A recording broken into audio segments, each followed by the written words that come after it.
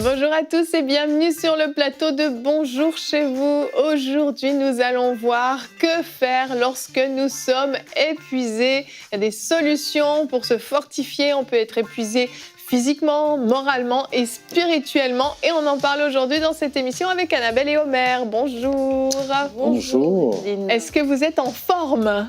Oui. Je vais m'encourager moi-même pendant cette émission. Tu vas m'encourager moi aussi alors. On parlait juste avant l'émission quel était le conseil numéro 1 à faire quand on est épuisé et Omer nous disait dormir. Je préfère le numéro 1 et le numéro 5. Le numéro 5, c'était autre chose. Nous ne le dirons pas à l'antenne. Donc aujourd'hui, on va parler de l'épuisement. Peut-être que vous êtes concernés. Pour certains d'entre vous, peut-être que toute la période Covid, confinement génère beaucoup de fatigue pour vous. Il y a eu les défis avec l'école, les enfants, gérer le télétravail, etc. Une accumulation de fatigue et peut-être que les vacances d'été n'ont pas été si reposantes que ça. Vous avez peut-être dû annuler tout ce que vous aviez prévu. Et le début de l'année, la rentrée scolaire, etc. Il y a plein de raisons pour lesquelles on peut être fatigué, mais on peut surtout être fatigué aussi moralement, spirituellement. Et Omer, tu vas nous parler de la fatigue spirituelle dans le conseil du coach tout à l'heure. Oui, effectivement. Et je pense que ça pourra aider plusieurs personnes. Et ce conseil du coach vient à un moment où, comme tu as dit, il y a eu trop de demandes sur beaucoup de serviteurs de Dieu, même des enfants de Dieu. Et je crois par la grâce de Dieu que nous pourrons aider plusieurs personnes. Amen, amen. En tout cas, tu as cette lourde responsabilité de le faire. Je sens le poids. Mais Annabelle aussi, tu as une lourde responsabilité puisque c'est toi qui fais la pensée du jour. J'espère que tu es bien réveillée. On commence donc tout de suite avec la pensée du jour.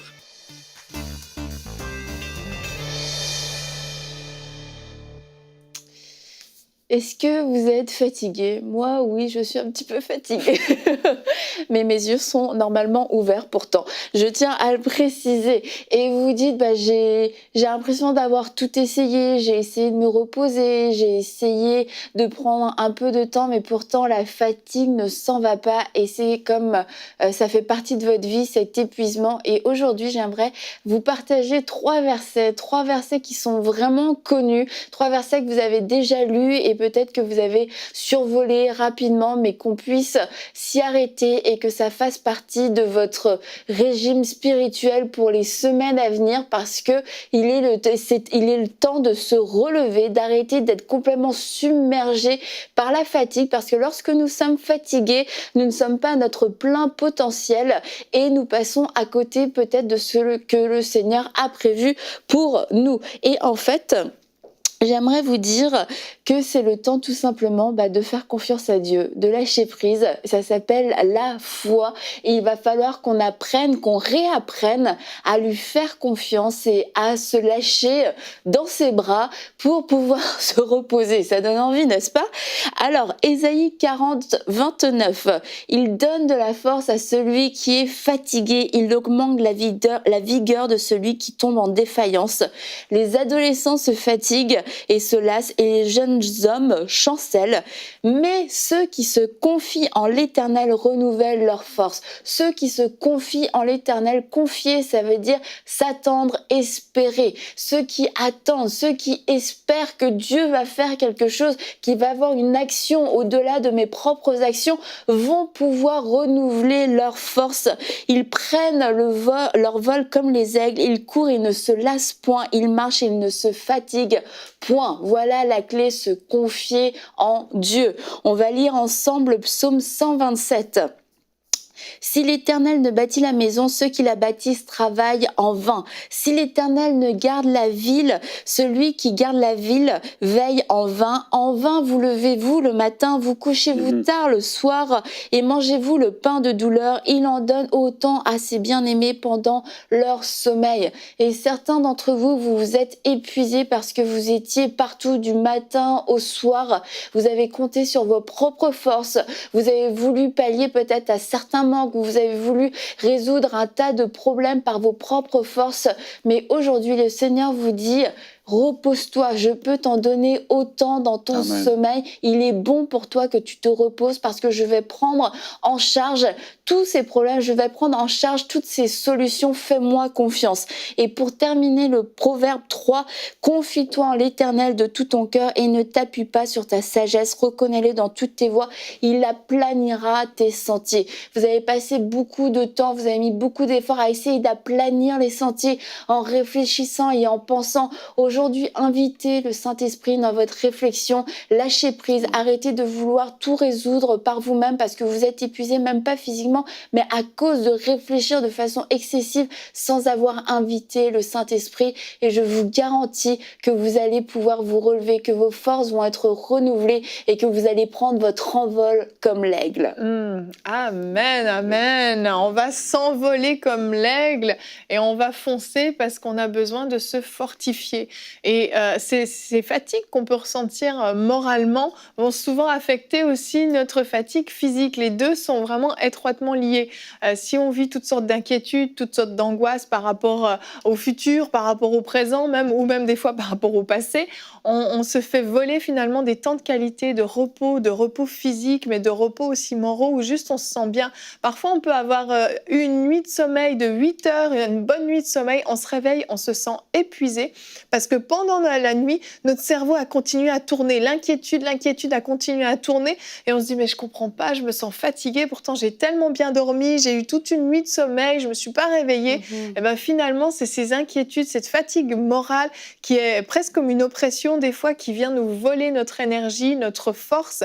Et j'ai un verset du jour pour vous encourager aujourd'hui, le psaume 33 au verset 20 et 21, qui nous dit « Nous espérons en l'Éternel, notre secours et notre bouclier, c'est lui. Oui, c'est en lui que notre cœur se réjouit. C'est en son saint nom que nous avons confiance. » On peut tellement se reposer sur Dieu et tellement souvent, on va avoir tendance à faire tout l'inverse.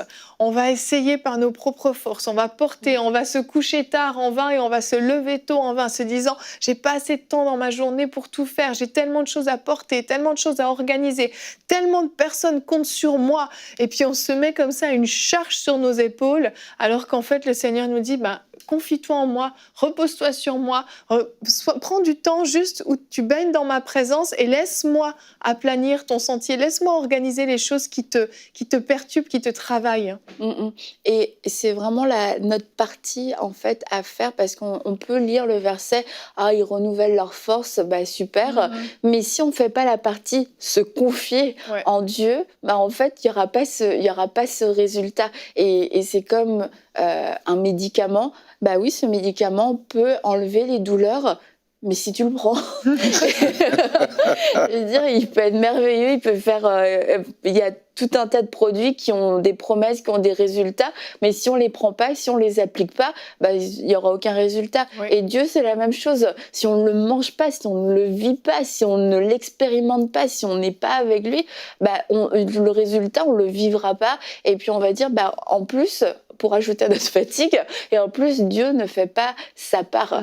Et c'était vraiment la pensée que j'avais. En fait, on a besoin, quand on est épuisé, on a besoin plus que jamais de marcher par la foi et de faire à nouveau confiance en Dieu. Et quelquefois, on s'en rend pas compte qu'on fait plus confiance à Dieu et qu'on n'est plus dans une attitude de foi parce que non, mais j'ai la foi pour ci, j'ai la foi pour ça, j'ai prié pour quelqu'un. Mais en fait, quand on regarde la manière dont on gère notre quotidien, dont on gère nos situations, on les gère comme si Dieu n'existait pas et comme s'il n'allait jamais rien faire. Et c'est pour ça qu'on est en train de barricader toutes nos situations par des réflexions, par des inquiétudes, par un tas d'actions au cas où peut-être que si et ça. Et on est épuisé, mais au final, il faut peut-être avouer avec humilité, j'ai pas eu confiance en Dieu. J'ai pas eu confiance en Dieu, j'ai essayé moi-même d'aplanir mon sentier, mais j'ai oublié de pleinement me confier en lui et de m'attendre à lui. Et j'aimerais dire à quelqu'un aujourd'hui que les inquiétudes n'ont jamais réglé un problème. En fait, les inquiétudes empirent un problème. Voilà pourquoi est-ce que la parole de Dieu nous dit que lorsqu'on se confie notre problème à Dieu, la première des choses que Dieu nous donne, c'est la paix. Quand on a la paix, on peut mieux réfléchir, les idées deviennent plus claires, plus limpides, et Dieu peut nous parler alors. Et je disais à quelqu'un dernièrement que la paix de Dieu est le terrain fertile dans lequel la foi peut naître et grandir. Parce que quand j'ai la paix, je peux avoir la foi. Quand j'ai la foi, alors je suis disposé au surnaturel. Les inquiétudes, écoutez-moi bien, ne règlent pas un problème. Satan va s'amuser à vous envoyer des inquiétudes comme des fléchettes, parce qu'on pense que les fléchettes de l'ennemi dont on parle dans Éphésiens 6, c'est toujours des démons qui nous attaquent, mais parfois c'est juste des pensées qui viennent. Et si mon mari me quittait, et si mon enfant tombait malade, et l'ennemi jongle avec toi, mais ce que tu as besoin de retrouver, c'est la paix de Dieu. Quand tu es épuisé, prie pour la paix de Dieu. La paix de Dieu, déjà, sera déjà un bon remède déjà pour se sortir de la fatigue physique et émotionnelle, et que vraiment le Seigneur puisse vous aider, vous encourager. Et c'est une preuve de maturité spirituelle que de savoir s'arrêter quand on voit qu'on a des symptômes d'épuisement à tout niveau. Omer va en parler, l'épuisement spirituel, mais c'est vraiment un signe de maturité. Puis quelquefois on se dit non, si je m'arrête, si je me repose, si je prends un temps à part, peut-être que je suis pas aussi fort que les autres et tout ça. Mais en fait c'est complètement faux. Et même au niveau de la santé physique, on voit il y a des personnes, elles ne s'arrêtent pas, du coup elles se nourrissent mal, elles mangent mal, elles ont des problèmes de santé parce qu'elles sont tout le temps dans un suractivisme.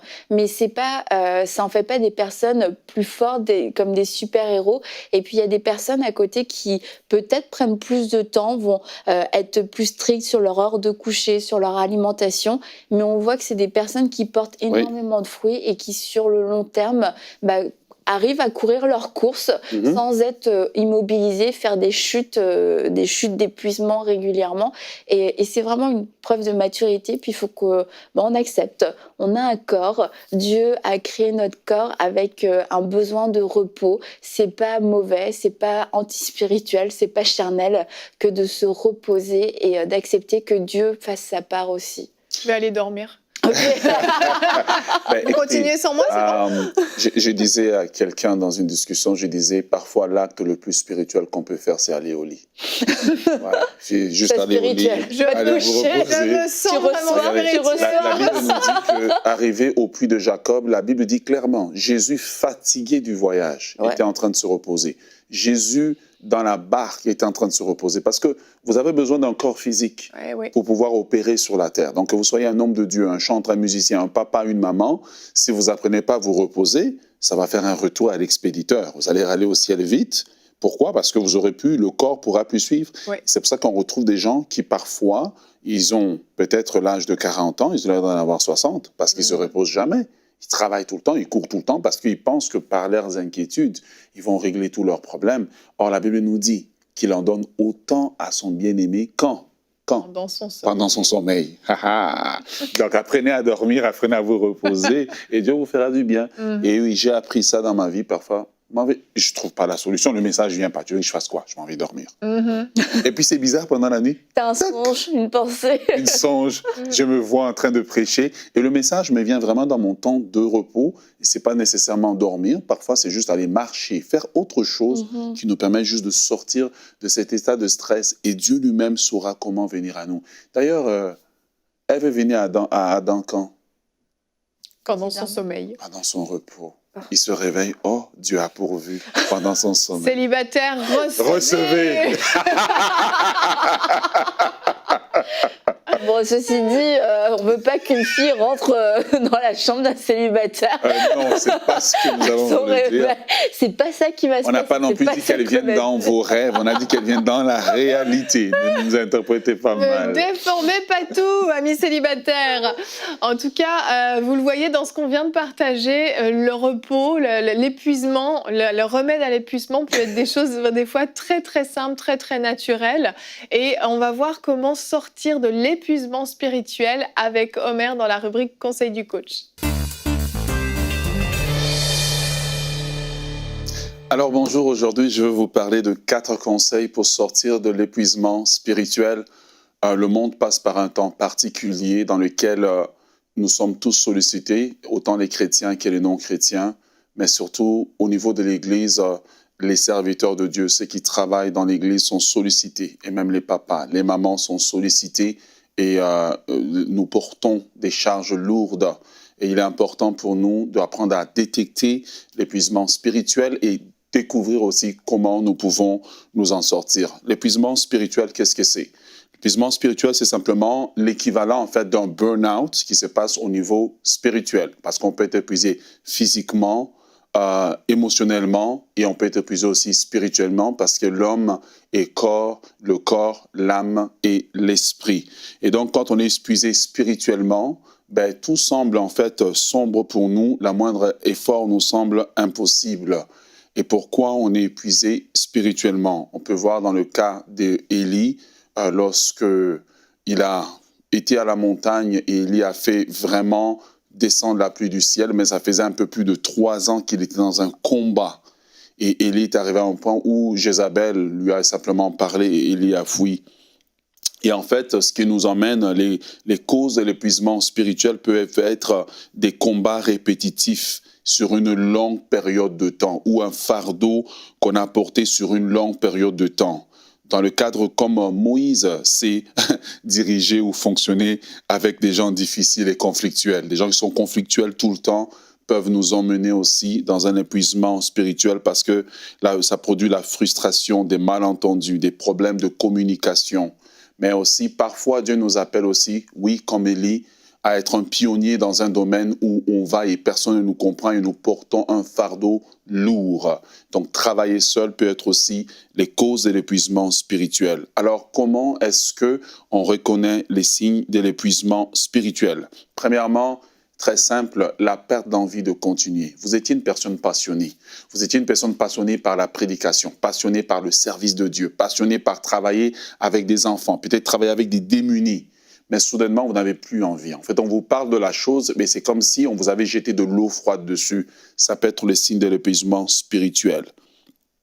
Ça peut être aussi la perte aussi de l'envie de prier, la perte de la soif de Dieu. On va juste dans le lieu de prière, et puis c'est comme si Dieu devait quasiment nous tirer par la cravate, comme on dit, pour nous emmener là-bas. Ça peut être aussi des signes de l'épuisement spirituel. Ce qui faisait notre joie autrefois ne fait plus notre joie aujourd'hui. L'isolation, on a envie de fuir loin. Voilà pourquoi le psalmiste dit qu'il a envie de prendre les ailes et puis de s'enfuir aux extrémités de la terre.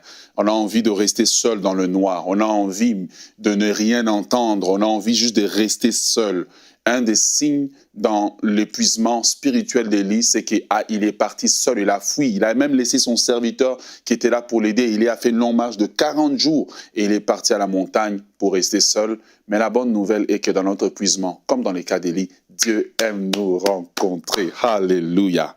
Voilà. Et donc, on voit ici que à cela va venir que on peut devenir dépressif et avoir même des idées suicidaires. Et j'aimerais m'arrêter là un moment pour vous dire que c'est pas parce qu'on est chrétien qu'on est protégé de la dépression, des idées suicidaires. Lorsqu'on a porté un lourd fardeau, qu'on est épuisé, on a l'impression que tout le monde nous a déçus. On a l'impression que Dieu même nous a déçus. On a l'impression qu'on est incapable, qu'on est en fait nul. Et à cause de cela, on peut avoir des pensées qui nous poussent à nous suicider ou simplement à nous isoler complètement. Et pour terminer, un des signes finaux de l'épuisement spirituel, c'est qu'on regarde nos exploits d'autrefois avec un angle négatif. Élie commence à regarder tout ce qu'il a fait. Il dit, j'ai échoué, je ne suis pas meilleur que mes pères. Pourtant, il avait fait l'exploit de fermer le ciel. Il a fait l'exploit de faire chez la veuve n'a pas manqué de pain, elle n'a pas manqué d'huile. Il est parti, il a ouvert le ciel, la pluie est tombée, il a gagné contre les prophètes de Baal. Amen. C'est un homme d'exploit, mais dans l'épuisement spirituel. Et combien de gens regardent leur vie comme un échec alors que vous avez accompli des grandes choses. Mais un des signes de reconnaître, c'est quand on commence à tout regarder à la négative, même quand on commence à regarder les gens qui travaillent avec nous comme les gens qui pourraient nous trahir tout le temps. Alors, il y a 4 conseils que j'aimerais vous donner de la part de Dieu aujourd'hui pour vous dire que si vous êtes épuisé spirituellement, dans les signes que là, vous vous reconnaissez, bien refusez le mensonge de l'ennemi. L'ennemi viendra vous dire que vous êtes un nul. De toute façon, vous avez échoué tout ce que Dieu vous a dit. Vous avez échoué, vous n'êtes pas bon, tu es bon à rien, tu dois laisser tomber. Oh, vraiment, tout ce que tu fais n'est pas bon. Et l'ennemi va vous répéter ce mensonge-là pour que vous puissiez le croire. Et à ce mensonge, il faut répondre ce que l'apôtre Paul dit dans le livre de Romains, rien ne pourra me séparer de l'amour de Dieu manifesté en Jésus-Christ. Quand vous êtes bien ancré dans l'amour de Dieu, dans l'épuisement spirituel, l'amour de Dieu sera votre refuge. C'est vers là que vous allez vous réfugier parce que vous savez que le ministère passera, tout ce que nous faisons, tout ce que nous entreprenons passera, mais la seule chose qui va demeurer une constance dans notre vie, c'est l'amour de Dieu. Si vous êtes épuisé, soyez rassurés d'abord que Dieu vous aime. Dieu vous aime avant d'aimer ce que vous faites pour lui. Dieu vous aime. Numéro 2, apprenez à vous reposer. Voilà pourquoi lorsque Élie, dans le désert, il a mangé la nourriture que l'ange lui avait fait. C'est merveilleux d'avoir un ange qui cuisine pour nous. J'aimerais vraiment avoir ça un jour. L'ange a apporté la nourriture à Élie. Élie a dormi. L'ange n'est pas venu avec un bâton pour dire « Hé, fainéant, réveille-toi, pourquoi tu dors ?» Non, il a réveillé Élie. « Élie, que fais-tu ici ?» Il a donné encore à Élie un encouragement. Et Élie est parti jusqu'à la montagne. Même quand Dieu l'a rencontré, Dieu n'est pas venu avec un message de condamnation. Il faut apprendre à vous reposer. Si vous n'apprenez pas à vous reposer, vous n'allez pas vous relever de l'épuisement. Et nous, en tant qu'hommes de Dieu, nous devons abandonner le syndrome du super-héros, que sans moi, mon église ne peut pas fonctionner, sans moi, mon entreprise, même en tant que parent, sans moi, ma famille ne peut pas fonctionner, mon ministère ne peut pas fonctionner.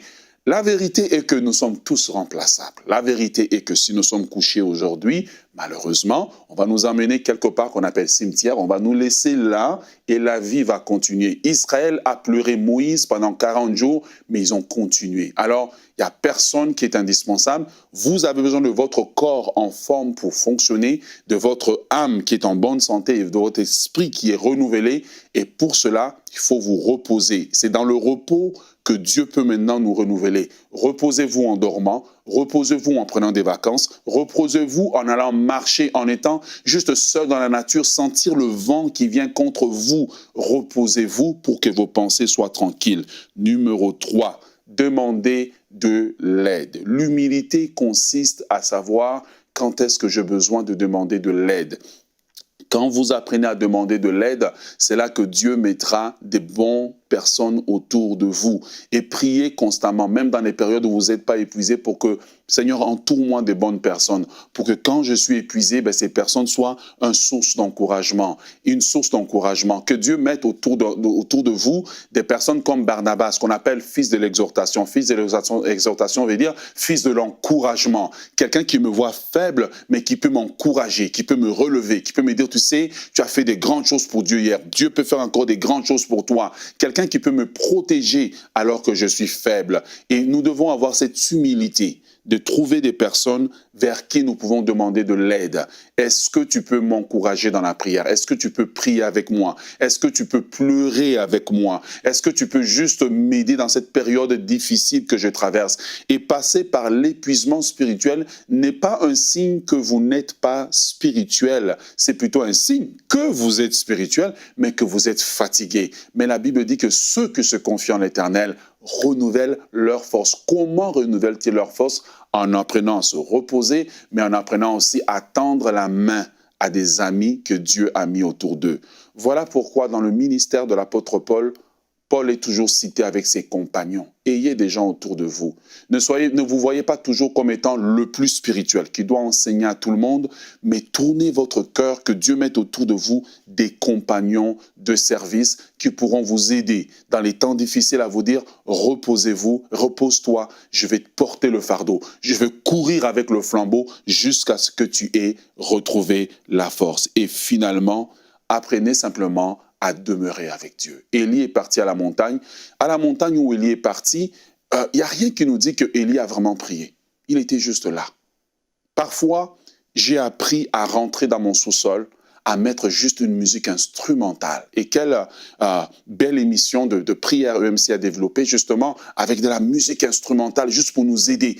On met la musique et puis on demeure juste dans la présence de Dieu. Je ne pense à rien, je pense juste à la bonté de Dieu. Et pendant ces temps de repos, vous n'avez pas idée de comment est-ce que Dieu peut vous renouveler. Juste pourquoi je rentre dans ce temps et je dis, Seigneur, je m'abandonne entre tes mains. Tu es le maître. Et surtout lorsqu'on dirige l'œuvre de Dieu, parfois les temps viennent difficiles, on ne sait pas quelle réponse donner. Nous-mêmes, on est fatigués, on dirige des gens dans le confinement. Nous-mêmes, on est confinés, ça devient compliqué. Mais en ce moment-là, rentre dans la présence de Dieu. Arrête tout, mets juste la musique qui va jouer, qui va renouveler ton être intérieur. Tu vas sortir de là renouvelé si tu apprends à te confier en Dieu. Pourquoi? Parce qu'il y a un secret. Quand je demeure avec Dieu, en fait, c'est une manifestation que je fais à Dieu, que je te fais confiance. C'est toi le maître de l'œuvre. L'œuvre t'appartient. Les brebis t'appartiennent. L'Église t'appartient. Le ministère t'appartient. Mes enfants t'appartiennent. Oui, parfois nos enfants peuvent nous épuiser, mais c'est cette confiance-là. Alors je vous invite, bien-aimés, aujourd'hui, si vous êtes épuisé spirituellement, numéro 1, refusez le mensonge de l'ennemi. Car le mensonge de l'ennemi, que vous n'êtes pas bon, que vous n'êtes pas spirituel, que vous êtes, Dieu ne vous aime pas, Dieu vous a rejeté, a pour but d'attaquer le fondement de votre foi. L'amour de Dieu est le fondement sur lequel s'enracine notre foi. Numéro 2, apprenez à vous reposer. Le geste le plus spirituel à faire quand on est épuisé, ce n'est pas de continuer à fonctionner, c'est de se reposer. C'est dans le repos que Dieu devient une révélation pour moi. C'est dans le repos que mes forces se renouvellent. 3, demandez de l'aide. Ne passez pas par un temps difficile tout seul. Demandez de l'aide à quelqu'un de confiance. 4, apprenez à rentrer dans des périodes de repos dans la présence de Dieu. J'aimerais aujourd'hui prier pour vous alors que vous êtes dans ce temps difficile, alors que vous passez par ce temps de secousses où vous êtes fatigué, vous avez des larmes qui viennent aux yeux, vous ne pouvez peut-être en parler en personne. J'aimerais que le Seigneur puisse vous visiter, que le Seigneur puisse vous faire du bien. Père, nous venons devant toi parce que tu as dit, venez à moi, vous tous qui êtes chargés et fatigués. Quand tu as dit de venir à toi, tu le disais pour toutes les personnes. Tu le disais pour les personnes qui sont en responsabilité à l'Église, pour les papas, les mamans, les jeunes, pour tous différents types de personnes qui sont là, mais qui sont épuisées de porter le même fardeau, qui te demandent, mais quand est-ce que cette situation va se terminer? Seigneur, tu as dit que c'est dans le repos que vient le renouvellement. Je prie pour que le Saint-Esprit les aide à traverser ce temps difficile, que le Saint-Esprit renouvelle leurs forces, que le Saint-Esprit les encourage. De la même façon que dans le jardin de Gethsémani, alors que Jésus luttait avec ce fardeau du sacrifice qu'il devait faire pour l'humanité, la Bible dit qu'un ange est descendu pour le fortifier. Je prie, Seigneur Dieu, que mes frères soient fortifiés. Je prie qu'ils soient encouragés dans le Seigneur, qu'ils soient renouvelés dans leur homme intérieur, afin qu'ils puissent se relever et continuer dans la marche pour ce que tu as pour eux. Manifeste-toi dans leur vie. Au nom de Jésus, nous avons ainsi prié. Amen. Que Dieu vous bénisse, que Dieu vous fasse du bien, que Dieu vous encourage et surtout qu'il fasse de vous des chrétiens qui se relèvent alors que vous êtes épuisés. Soyez bénis. Amen, amen. Merci Omer. Tu peux venir te rasseoir avec nous. Merci beaucoup pour ce beau conseil du coach. J'espère vraiment que ça vous a fait du bien et que vous avez trouvé des réponses à vos questions pour sortir de l'épuisement spirituel. Que Dieu vous fortifie. Vraiment, nous disons amen à la prière d'Omer. Et nous allons nous retrouver demain. Notre thème sera « Va au-delà de tes limites » grâce au Saint-Esprit. Et le pasteur Marcel Kouamenan sera avec nous. Nous aurons une rubrique flashback avec Frank, Charles Finet, homme de réveil, partie 1, parce qu'il y aura d'autres parties. Vous allez voir un très beau flashback qui nous attend. On se retrouve demain. Merci de nous avoir suivis. Bonjour chez vous.